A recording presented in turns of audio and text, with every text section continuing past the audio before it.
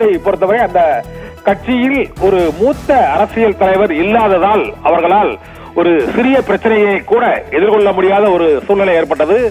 ஒரே ஒரு வழக்க கரூர் பெருந்துயர வழக்கால் 30 நாட்கள் அந்த கட்சி முடங்கி போகக்கூடிய சூழ்நிலை உருவான நிலை ஏற்பட்டது. அது போன்ற சூழ்நிலையில் நெருக்கடியான சூழல்களில் கட்சியை வழிகாட்டுவதற்கும் கட்சியை இயக்குவதற்கும் அந்த அனுபவம் வாய்ந்த ஒரு நிர்வாக வழிகாட்டி என்று கூறக்கூடிய அளவுக்கு அவர் மறைந்த முதலமைச்சர்கள் எம்ஜிஆர், ஜெயலலிதா ஆகியோரோடு இணைந்து பணியாற்றிய சூழ்நிலையில் இப்போது தாவேகா தலைவர் விஜய்க்கும் நடிகர் விஜய்க்கும் அத்தகைய ஒரு வழிகாட்டி, அரசியல் ரீதியான வழிகாட்டி, எந்த பிரச்சனைகளுக்கு முக்கியத்துவம் அளிக்க வேண்டும், எந்த பிரச்சனைகளுக்கு உடனடியாக ரியாக்ட் செய்ய வேண்டும் மற்றும் பொதுக்கூட்டங்கள் பேரணிகள் எவ்வாறு நடத்த வேண்டும் என்பது உள்ளிட்ட பல்வேறு அடிப்படை விஷயங்களை செங்கோட்டையன் விஜய்க்கு வழங்குவார் என்று கூறப்படுகிறது.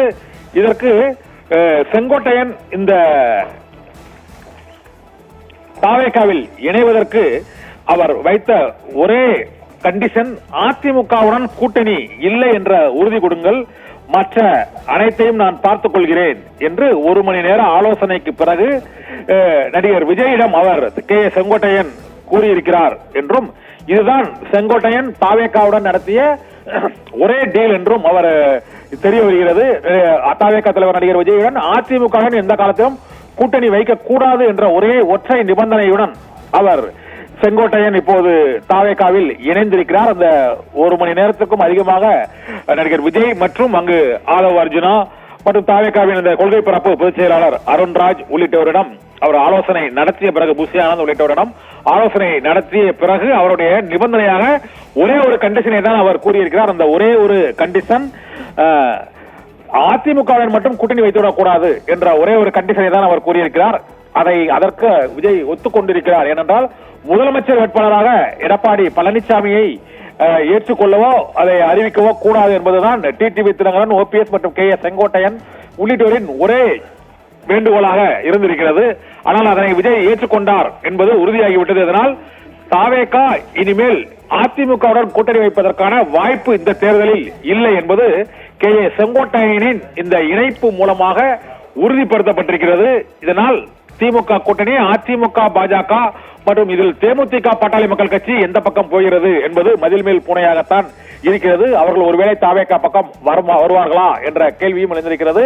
இதனால் தாவேகாவிற்கு ஒரு புதிய ஒரு அடையாளம், அந்த கட்சி அனுபவம் இல்லாதவர்கள் கட்சி என்று புறந்தள்ள முடியாத அளவுக்கு இப்போது செங்கோட்டையன் இணைந்திருப்பதன் மூலமாக தாவேகாவிற்கு ஒரு புதிய வலிமை. ஏனென்றால் அனைத்து கட்சிகளிலும் அவர் நட்பு வட்டத்தை வைத்திருப்பவர். இதனால் கூட்டணி கட்சிகளாக வழங்கக்கூடிய மற்ற கட்சிகள், திமுகவின் கூட்டணி கட்சிகளாக இருந்தாலும் சரி, அதிமுகவின் கூட்டணி கட்சிகளாக இருந்தாலும் சரி, அந்த இரண்டு கட்சி கூட்டணி கட்சிகளிடமும் பேச்சுவார்த்தை நடத்துவதற்கு ஒரு சரியான நபராக செங்கோட்டையன் இருப்பார் என்றும் எதிர்பார்க்கப்படுகிறது.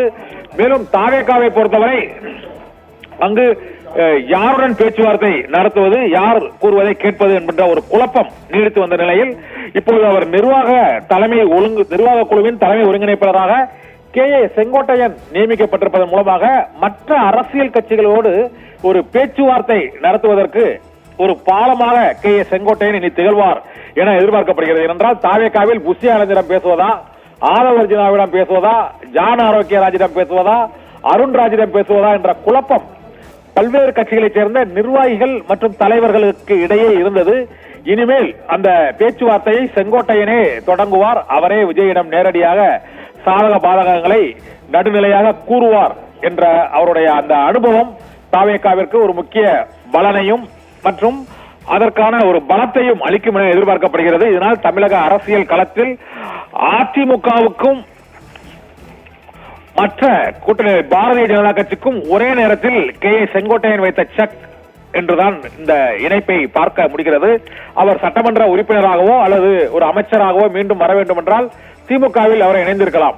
ஆனால் 72 வயதிற்கு பிறகு அவர் தாவேகாவில் இணைந்திருப்பதன் மூலமாக அரசியல் எதிரிகளுக்கு களத்தில் நின்று எதிர்த்து போராடுவதற்கு அவர் முடிவு செய்திருக்கிறார் என்பது செங்கோட்டையன் தாவேகாவில் இணைந்திருப்பதன் மூலமாக அது உறுதிப்படுத்தப்பட்டிருக்கிறது.